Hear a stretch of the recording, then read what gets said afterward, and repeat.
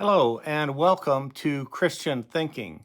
I'm Ralph, your host here in Statesville, North Carolina, coming to you today with a very interesting question that Jesus himself answers.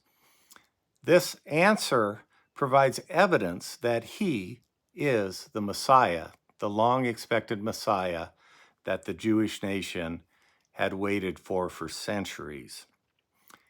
One time, some disciples of John the Baptist, this is from Luke chapter 7, for those who like to look things up. Luke chapter 7, some disciples from John the Baptist came to Jesus' disciples and they asked this question: Are you the one who is to come, or should we expect someone else? In other words, are you the Messiah? Just tell us plainly, and we'll report back to John the Baptist what you said. Jesus gives them this answer: Go back and report to John what you have seen and heard. What you have seen and what you have heard. The blind receive sight, the lame walk, those who have leprosy are cleansed, the deaf hear, the dead are raised, and the good news is proclaimed to the poor. Now, all of those things that he just mentioned have prophetic references in the Old Testament to the Messiah who was to come, who would do all of those things. And Jesus is doing them all, even as he was asked by the disciples of John the Baptist. Would mention that John the Baptist is a respected fellow preacher, respected by all the people. Even religious professionals would come to be baptized by John the Baptist.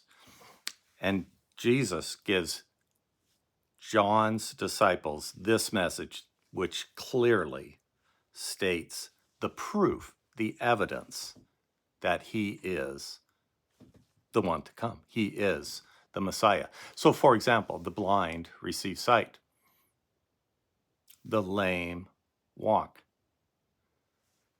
the deaf hear, leprosy is cured, the dead are raised. I want to mention, just for example, this would apply to all of these miracles, but the blind seeing. Now, for example, 2 blind men in Jericho in Matthew chapter 20 were healed of their blindness. He touched their eyes so that they would know that he is healing their lack of sight. There's a larger question, not just your physical sight, but your spiritual sight. They were given the ability to believe, to have faith in God. And that message, a blind humanity that is blind to God, may see God, may find God through Jesus of Nazareth. So, for example, the deaf could hear. We all have trouble hearing from God. It's a parable, if you will, that all humanity has deafness toward God. Jesus is the way to hear, to renew, to have your soul born again so that you may see, so that you may hear, so that you can even live. So the dead are raised. So, for example, Lazarus, a good friend of Jesus, is individually brought back from the dead. And Jesus himself is raised from the dead after 3 days, just as he told his disciples it would be. Now, all of us, all of humanity, one day will be raised from the dead by Jesus. He proved his authority, Lazarus, others, and himself. We are spiritually dead toward God and need to be born again. That is, our souls that are dead, our souls that are blind, our souls that can't hear from our Creator may be healed so that we can see our Creator, spiritually speaking, through the new birth which Jesus brings. Let's say you believe this message. Absolutely. I see the evidence. I accept that Jesus is the Messiah. Many of you I know are Christian believers who are listening to this. But if you wonder about that, simply tell your Creator. Your Creator wants to know. He wants you to believe in Jesus. Jesus is the message to humanity. So a simple prayer. For example, you could pray, and it has to be from your heart. It's between you and God, not between a preacher on a video and you. It's between you and your Creator.